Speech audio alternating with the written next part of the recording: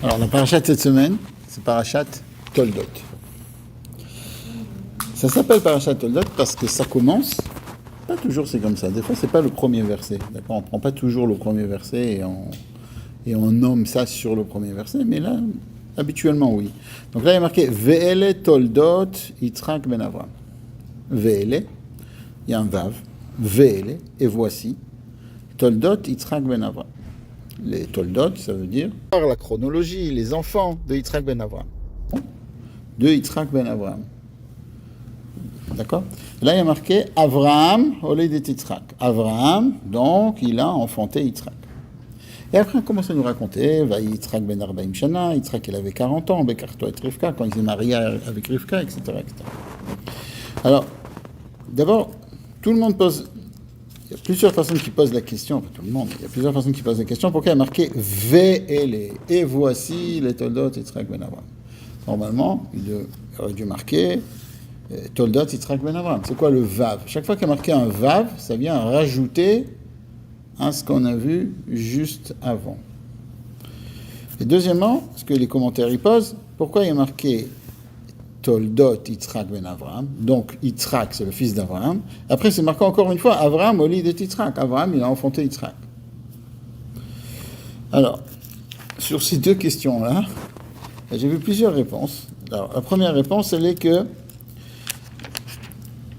déjà dans le cours précédent, toujours on regarde la paracha d'avant et puis après on commence à expliquer la paracha de maintenant. La paracha juste d'avant, elle a terminé avec le fait que on nous parle d'Ishmaël. On nous parle des Toldot d'Ishmaël. Donc, comme on nous parle des Toldot d'Ishmaël, tout de suite après, on va nous parler de les Toldot de Yitzhak. C'est pour ça qu'il y a marqué Ve'ele. Ve'ele, ça veut dire, bon, ça y est, j'ai fini terminé avec Ishmaël. D'ailleurs, Ishmaël, c'est assez court, quoi. Il y a marqué comme ça Ve'ele Shemot Bnei Yisrael de Toldotam, Bechor Ishmael Nevayot, Vekedar, Ve'avdel, ou Mifsam. Très très court, 3-4 psukim, et voilà, toute l'histoire d'Ishmaël est marquée. L'histoire a commencé, la Torah, c'est pas un livre d'histoire. Chaque chose qui est marquée veut nous dire quelque chose. Donc, chaque nom qui est marqué ici nous parle, veut nous dire quelque chose. Mais c'est pas le moment, c'est pas le sujet du cours. Mais à la fin, il y a marqué Vaishkinu Michavila Hachu, et après Al Pnei Kol Echav Nafal. Ishmaël est tombé. Juste après qu'on nous parle qu'Ishmaël est tombé, tout de suite après, on va nous dire El et Toldot Yitzhak ben Avram. Et là, il y a un Baal HaTurim qui est très intéressant, qui va nous donner le Midrash. Et le Baal HaTurim, il nous dit, sachez qu'à partir de quel moment vraiment Yitzhak va pouvoir vivre comme il faut, à partir du moment où Ishmaël tombera. Et ça, c'est vraiment une prophétie. Parce qu'à l'époque du Baal HaTurim et à l'époque du Midrash, Ishmaël n'était pas vraiment connu pour être quelqu'un qui était tellement haut. On peut parler du mot tomber. Il n'y avait pas une puissance tellement forte, Ishmaël. Surtout ce qui était à cette époque, c'était les Romains, c'était les Grecs, mais pas Ishmaël. Et là, il nous dit que quand Ishmaël va s'arrêter de dominer le monde, eh ben, à ce moment-là, Yitzhak, si on veut dire, à ce moment-là, il y aura une sorte de Géoula, une sorte de délivrance.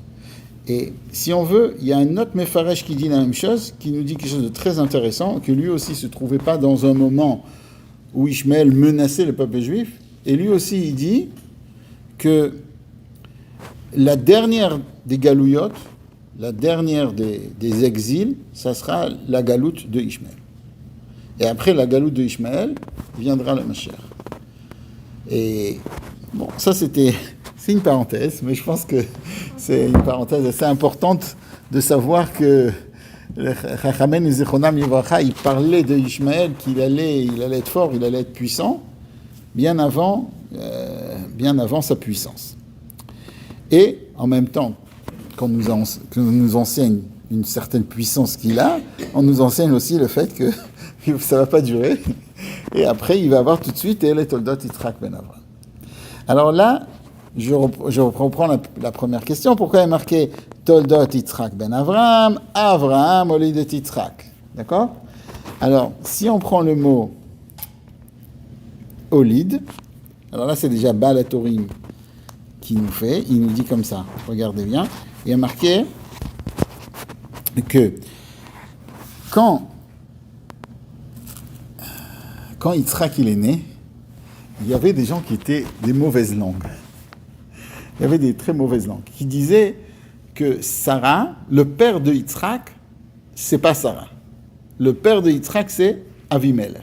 Pourquoi ? Parce que Sarah, juste pendant 90 ans, elle n'avait pas d'enfant. Et puis Avimelech, il la kidnappe. Et juste après que Avimelech, il la kidnappe, hop, elle a un enfant. Maintenant, ce midrash-là, il est amené ici. Pourquoi ? On va voir après. Parce que normalement, la place n'est pas ici. La place, elle est dans la naissance de Yitzhak. Quand on nous raconte que Yitzhak, il est né. Pourquoi c'est ici que ce midrash-là est amené ? On va voir ça après. Mais toujours est-il que quand il y a marqué que Avraham olid et Yitzhak, le midrash il dit que la face d'Avraham ressemblait énormément à Yitzhak. Donc quand on voyait Yitzhak, on savait que c'est le fils d'Avraham. Il n'y avait pas de doute sur ça. Et c'est très étonnant qu'Akadosh Baruch Hu, il a fait quelque chose comme ça, c'est une sorte de miracle, juste parce qu'il y a des gens qui sont complètement stupides qui disent des bêtises. Et c'était vraiment des bêtises. Pourquoi c'était des bêtises ? Parce que d'abord, entre le moment où où Sarah a été capturée et le moment de la naissance de Yitzhak, il y a plus d'1 an. Donc, il y a beaucoup plus que 9 mois. D'accord ? Et puisque tout de suite après, il a libéré, et donc, dès qu'il y a plus de 9 mois, c'est pas possible que le père, ça soit donc Avimelech. Et en plus, le problème n'a jamais été chez Abraham, puisqu'Abraham, il avait déjà plusieurs enfants. Donc le problème, il était chez Sarah. Donc il y a beaucoup d'autres choses que c'est vraiment, vraiment des stupidités. Ce qu'il disait, et il s'appelle dans Rashi Leitzanéador. Ça veut dire ceux qui rigolent, ça veut dire les rigolos de la génération. Il ne s'appelle pas des gens. Et quand même, Akadosh Baruch Hu, il a fait un miracle pour que tout le monde sache que Abraham, c'est le père donc de Yitzhak. Alors, chaque fois qu'on va prendre un pasouk, il faut savoir qu'il y a plusieurs profondeurs dans le pasouk. Alors déjà, il y en a qui disent que Abraham, il était complètement chesed, et chesed, c'est-à-dire la bonté, et Yitzhak, c'était plutôt de la gvoura. Et c'était très étonnant qu'ils aient la même figure. Parce que normalement, les gens qui sont bons, alors ils rayonnent plus que... Ils n'ont pas exactement la même figure. Mais là, en fait, Yitzhak et Abraham, leur inyan de Gvura et leur inyan, le sujet qu'ils avaient de la Gvura, le sujet de Chesed, c'était pas pour eux-mêmes, c'était pour Akadosh Baruch Hu. Donc, réellement, eux, ils pouvaient avoir la même figure. Mais pourquoi le Midrash dit, pourquoi on ramène ce Midrash ici dans le premier pasuk ? Tout simplement parce que maintenant, on va commencer à nous parler de Esav. Et Esav, on sait que c'était un rachat. D'accord ? Comme ça, il est décrit en tout cas.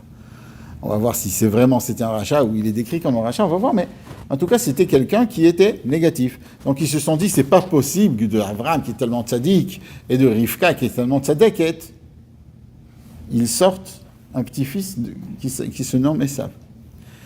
Et c'est pour cela qu'on veut dire, non, c'est le fils d'Abraham, c'est le fils de Rivka, et qu'est-ce qui se passe ? Alors là, on va voir dans le pasuk.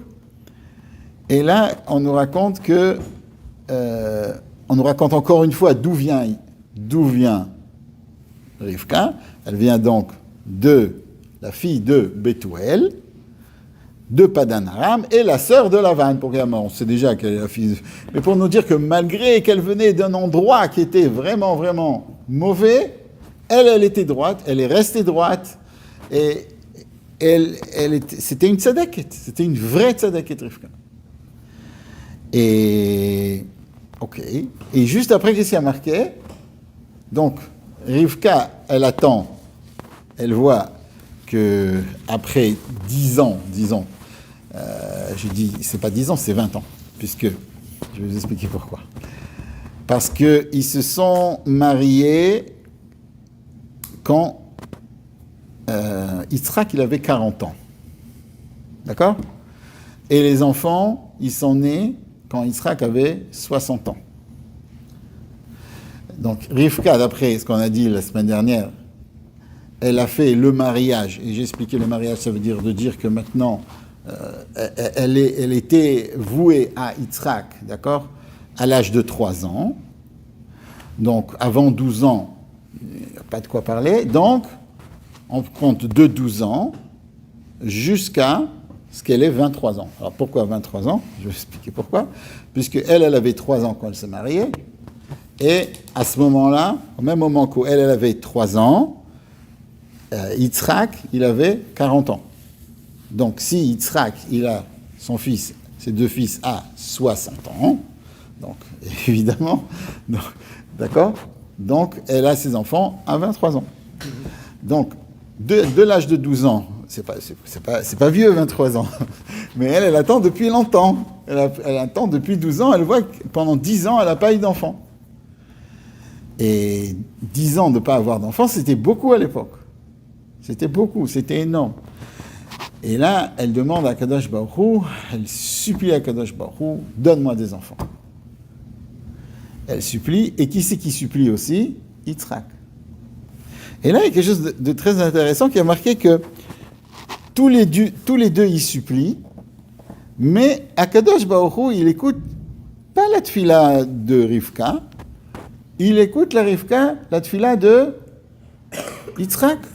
Puisqu'il y a marqué, regardez, Vayetar Yitzhak Lachem le Nochachishto. Donc les deux ils ont prié.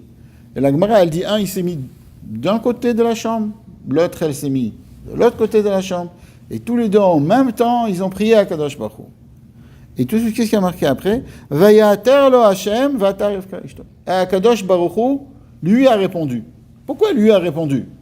Il aurait dû avoir marqué. Tous les deux, il a répondu. Non, Vayater lo, Akadosh Baruch Hu a préféré la tfila de Yitzhak que la tfila de Rivka. Pourquoi? C'est encore plus intéressant parce que Rashi nous dit quelque chose qui nous fait vraiment réfléchir. Pourquoi il a préféré la tfila de Yitzhak? Parce qu'Yitzhak c'était le fils d'un tzaddik, donc c'était le mérite de son père, alors que Rivka c'était pas la fille d'une tzaddiket, elle n'avait pas le mérite de ses parents, donc on a écouté la tfila d'un tzaddik ben tzaddik. Alors c'est pas compréhensible. Juste avant, on vient de nous dire que Rivka, elle était la fille de Bethuel, d'accord, et la sœur de Lavan. Pourquoi? Pour mentionner son mérite. Alors, c'est mériteux de vouloir, malgré que tout notre entourage n'est pas comme il faut, de devenir comme il faut, ou le mérite, quand même, il restera toujours à celui qu'il a un entourage, qui est né dans un entourage comme il faut, parce qu'il a le mérite de ses parents. Il y a quelque chose qui n'est pas compréhensible. Alors j'ai vu une explication du Rabbi, je l'ai étudié cette année, ça m'a beaucoup plu, c'est pour ça que je vous l'ai dit. Il dit que c'était quoi la tfila de Yitzhak et c'est quoi la tfila de Rivka? Rivka, quand elle est venue, elle a prié à Kadosh Baruch Hu, elle lui a dit comme ça, à Kadosh Baruch Hu, tu sais que moi, je ne mérite rien. Comme ça, il lui a dit. Mais mon mari, il est extraordinaire. Lui, il mérite. Lui, ses parents, etc. Et Akadosh Baruch Hu, il n'a pas écouté cette fille-là. Par contre, Yitzhak, il a dit quelque chose d'autre. Il a dit, tu sais que moi, si je suis comme ça, c'est parce que mon père, il m'a éduqué comme ça. Mais ma femme, elle a été dans un endroit qui était très dur. Et elle a accepté sur elle la religion, etc. Elle a accepté qu'il y a un Dieu dans le monde. Alors, écoute cette fille-là, par le mérite de ma femme. Ça, il a écouté. Ça veut dire, c'est exactement l'inverse que ce qu'on pense. Le Rabbi, il transforme la chose. Il dit non, la vraie tfila, c'était quoi? C'est vrai qu'il a écouté la tfila de Yitzhak, mais le langage de Yitzhak, il était écoute-moi par le mérite de ma femme. Et parce qu'il a dit écoute-moi par le mérite de Rivka, ça a été écouté. Et ça a été écouté par Akadosh Baruch Hu. Et là, il lui a donné, donc elle était enceinte, donc Rivka. Et là, le pasuk il termine pas, il y a beaucoup de psukim après. Il nous dit que Rivka, elle était choquée. Pourquoi elle était choquée? Parce que ses enfants, il y a marqué le mot yitrotzetsu. Yitrotzetsu, les Mefarshim, ils disent yitrotzetsu, ils ont les chants de Ritza. Ritza, en hébreu, ça veut dire courir. Alors mes Mefarshim me disent, ça veut dire quoi? Ils ont couru? Non, il n'y a pas trop de place de courir. Et les Mefarshim, ils expliquent.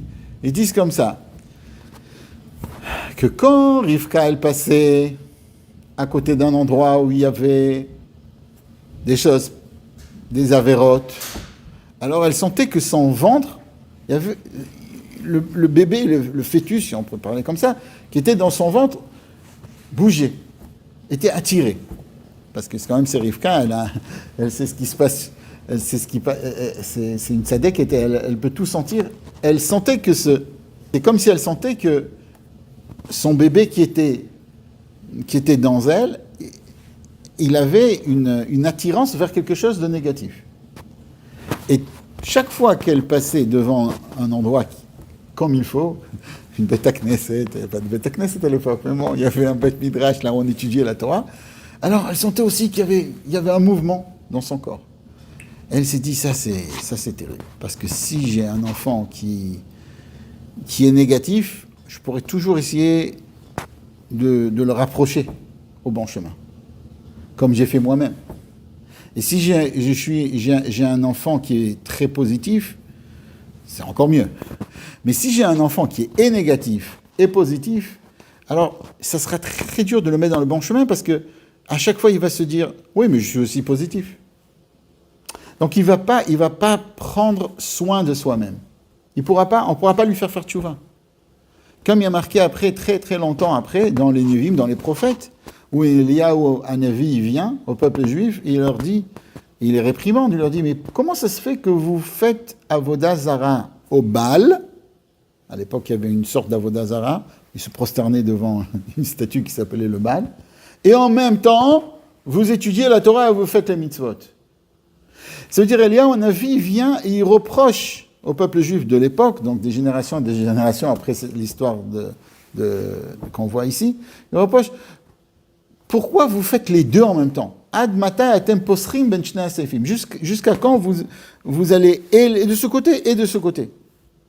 Parce que d'être et de ce côté, c'est très difficile.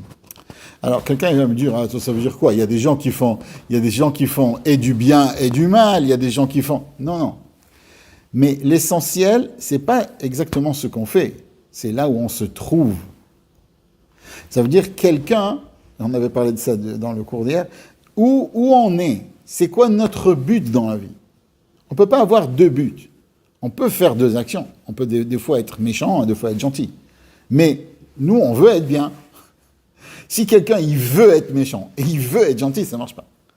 Des fois, on peut vouloir être bien, mais ça ne marche pas parce qu'on a dans nous, on est attiré par autre chose, on a des difficultés de faire quelque chose. D'accord? On a beaucoup de circonstances qui vont nous amener à des actions qui ne sont pas comme il faut. On ne peut pas dire que quelqu'un il va toujours faire des bonnes actions. C'est impossible.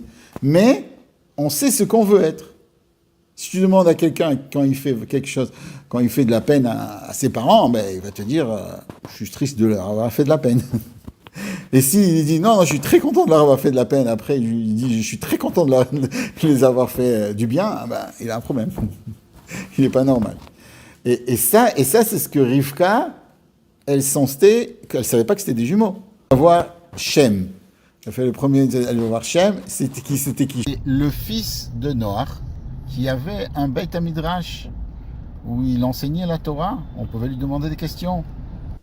Ou les élèves du fils de Noach, donc dans le Beit Midrash de là-bas. Et là-bas, le tzaddik de la génération de l'époque, il lui dit, ne t'inquiète pas, tu as deux enfants dans toi. Shnei goïm, il y a marqué geim, ça veut dire que tu as deux nations dans toi. Ou shnei leomim emaich iparedu, ou leom yeman tzvera v'yavot tzair. Tu as deux nations dans toi, mais le plus vérav, ça voudrait dire celui qui est plus grand, d'accord? Yavot tzair, il va travailler le jeune. Ça veut dire, en deux mots, c'est le jeune qui va prendre, il va diriger les nations. À la fin, ce sera le jeune qui va diriger ces nations. Voilà. Et donc, ils sortent deux enfants. L'un, il sort tout rouge, il s'appelle Esav. Et après, il sort Yaakov, et sa main tenait donc le pied de Esav. C'est pour ça qu'il s'appelle Yaakov. Alors, bon, on raconte une blague, on dit, on comprend pourquoi Esav, il a voulu sortir, parce qu'il voulait sortir, comme on a dit, pour faire Avodah Zarah. C'est une blague, après je vais vous expliquer pourquoi. Mais Yaakov, pourquoi il est sorti? Alors on dit, parce que, bon, il étudiait la Torah dans le ventre de la mère, de sa mère. Parce qu'on sait, vous savez, on dit que l'enfant, quand il est dans le ventre de sa mère, il étudie toute la Torah. Ça, c'est pas une blague. Il étudie toute la Torah. Et quand il sort, quand il naît, Akadosh Baruch Hu lui fait oublier toute la Torah qu'il avait. Voilà. Il lui fait oublier toute la Torah qu'il avait. Maintenant, moi, j'ai entendu une histoire quand j'étais jeune. Et après, j'ai vu qu'elle n'était pas fausse parce qu'il y a plusieurs personnes, j'ai entendu la même histoire de plusieurs endroits, vraiment de plusieurs, où il y avait justement un enfant qui avait une anomalie. Et lui, il se rappelait de toute la Torah. Maintenant, il doit avoir au moins 30 ans de plus que moi, mais à l'époque, c'était quelqu'un et les chachamim de l'époque, ils s'amusaient, mais ils ne comprenaient rien. Hein. Ils connaissaient toute la Torah, mais ils ne comprenaient rien. Ils ne connaissaient que des lettres. Et les chachamim les rabbanim de l'époque, ils venaient lui demander des questions, etc., jusqu'à ce que son père, il a dit stop, ça suffit, il ne voulait pas qu'il aborde de Aïn Haras, il est resté incognito. Mais s'il y a certaines personnes qui savent qui c'est, et voilà. En tout cas, Yaakov, on dit qu'il a voulu sortir parce qu'il ne voulait pas être ochei, d'ailleurs, ça veut dire qu'il ne voulait pas étudier avec Esav, c'est pour ça qu'il est sorti. Ça, c'est une petite blague. Alors, quand ils sont sortis, tout de suite, Veigdelu, Esav ishodea tzaïd ishsadeh, Yaakov ishtam yoshev alim. Esav, lui, c'est l'homme du tzaïd, c'est de la chasse, Yaakov ishtam yoshev alim. Yaakov, c'était quelqu'un d'intègre, et il étudiait la Torah tout le temps. Alors vous allez me dire, il y avait de la Torah à l'époque ou pas? À leur façon. Alors, la réponse, elle est comme ça. Oui, il y avait la Torah. Mais ce n'était pas une Torah obligatoire. La Torah, c'est la notice. La notice, comment on va se servir du monde. Donc, si on veut, quand on achète un appareil, les Avdil, on a une notice comment il faut se servir de l'appareil. Mais ce n'est pas obligatoire. Si tu veux bien vivre dans le monde, tu as la notice, tu vas savoir comment faire. Mais si quelqu'un il veut faire... pourquoi ce n'était pas obligatoire? Ils avaient 7 mitzvot qui étaient obligatoires. Toujours, ils ont eu ça. Mais, de ne pas tuer, de ne pas voler, etc. Mais à part ces 7 mitzvot, les autres mitzvot, ils avaient même les mitzvot de Rabbanan. Parce qu'après, on va voir, ils avaient même Iruvin. Il y avait même les mitzvot de Rabbanan, mais c'était les mitzvot qui n'étaient pas obligatoires. S'ils voulaient, ils faisaient. S'ils ne voulaient pas, ils ne faisaient pas. Mais il y en avait des chachamim qui voulaient savoir, qui voulaient connaître la notice du monde. Et ils étudiaient la Torah.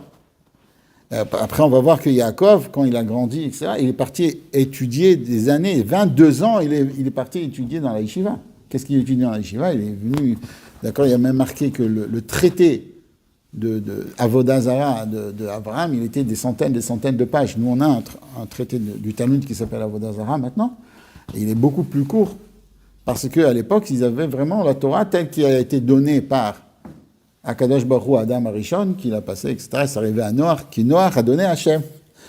Et après, ça arrivait jusqu'à Abraham, d'une certaine manière.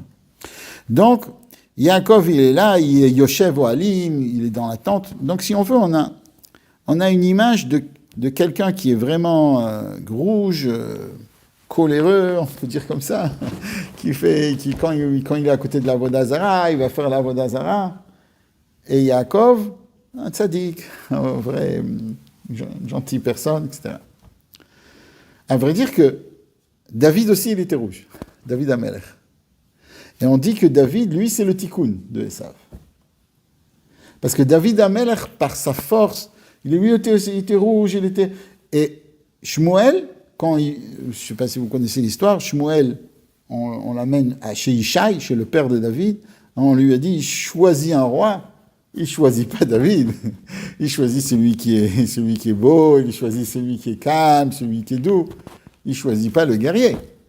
Et c'est là qu'Akadosh Baruch Hu lui dit, non, Je veux lui, Matzati David Avdi, je veux David, qui est héros aussi. Alors, il faut comprendre, le Moussak, comment c'est possible de dire, donc, et on ne peut pas dire ça dans le judaïsme, qu'il y a quelqu'un qui naît pour être mauvais. Et là, ça aurait l'air comme ça, puisque quand il était déjà dans le ventre de sa mère, il voulait faire Avodah Zarah. Donc, voilà, on ne peut pas juger Esav, il est né comme ça. Alors non. Esav et Yaakov, c'est deux niveaux, comment concevoir la création du monde.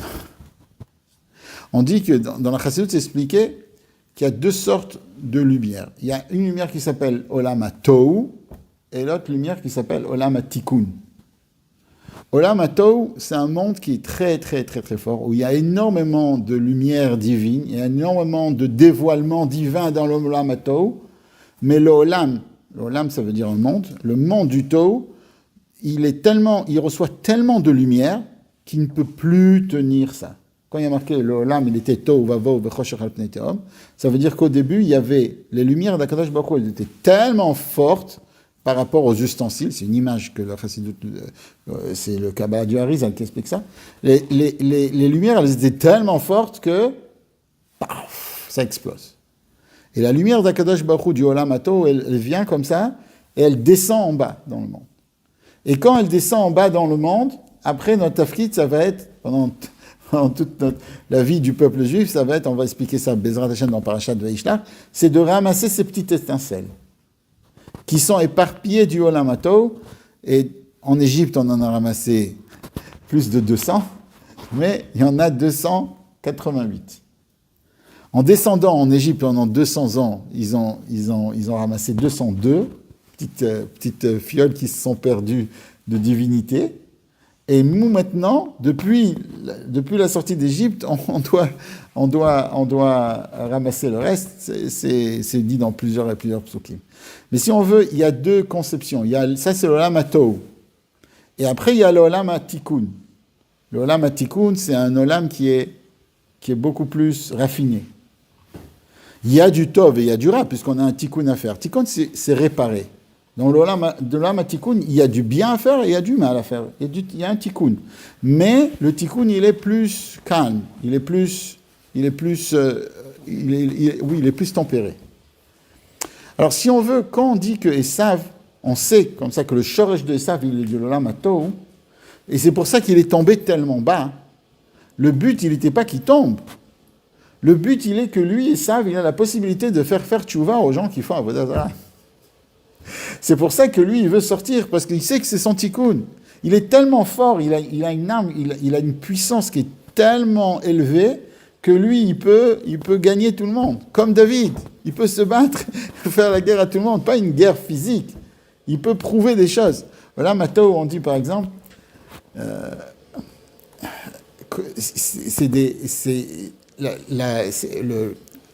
l'essence du Tohu, c'est qu'il y a plusieurs lumières qui se trouvent en même temps, et que chaque lumière va de tous les côtés, et il n'y a pas de Hitkalelut. Enfin, là, je suis en train de vous expliquer quelque chose du Harizal.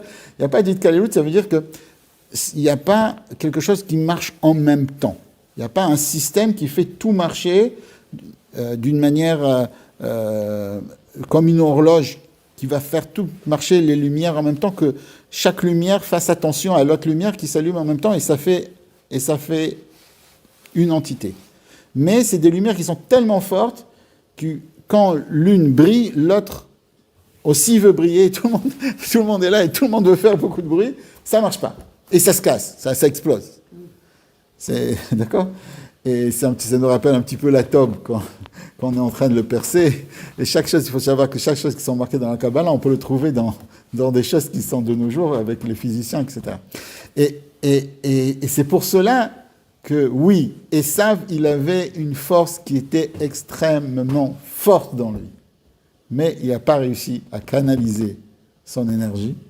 Et parce qu'il n'a pas réussi à canaliser son énergie, il est tombé. Et quand il est tombé, quelqu'un qui est très très haut et très très fort, il tombe très très très très bas. Mais Yitzhak, lui, À chaque fois quand il voyait Esav, il voyait pas, comme lui Esav, il était dans le monde futur, quoi. Lui, il voyait pas le mal, si on veut. Il voyait pas le mal d'Esav, il voyait le potentiel de Esav. Vous vous rappelez ce qu'on avait dit sur Esav, sur Yitzhak, qui lui, il fait le travail de dévoiler dans chacun. Et c'est pour ça qu'il arrivait à sortir de Esav une conduite qui était extraordinaire. On dit que Esav, qui était là, avec tout ce qu'il faisait, comme c'est décrit dans le Midrash Chazal, des choses qui sont négatives. Quand il s'approchait de Yitzhak, il s'habillait comme il faut, avec un bel habit, il se tenait. Quand même, le Midrash, il dit que personne ne peut arriver au kivud orim, au respect des parents, que Esav est arrivé. Puisque on dit quand on va voir notre père, comment on va le voir? On va le voir avec des habits simples. Et quand on sort au mariage, on se met des beaux habits. Mais lui, non. Esav, quand il allait dans le mariage, il s'habillait comme il voulait. Parce que pour lui, le monde, c'était pas important. C'était lui. Esav, c'est lui le plus important. Mais quand il arrivait devant son père, là, il savait comment s'habiller, etc. Pourquoi? Parce que son père arrivait à lui faire sortir de lui des choses extraordinaires. Et c'est pour ça que Yitzhak, il aimait Esav, parce que c'est comme s'il y a des choses qui sont doux, des mets, il y a des mets qui sont doux, et il y a des mets qui sont aigres. Mais si on sait vraiment cuisiner les mets aigres, on peut arriver à des matamim, à des bonnes choses.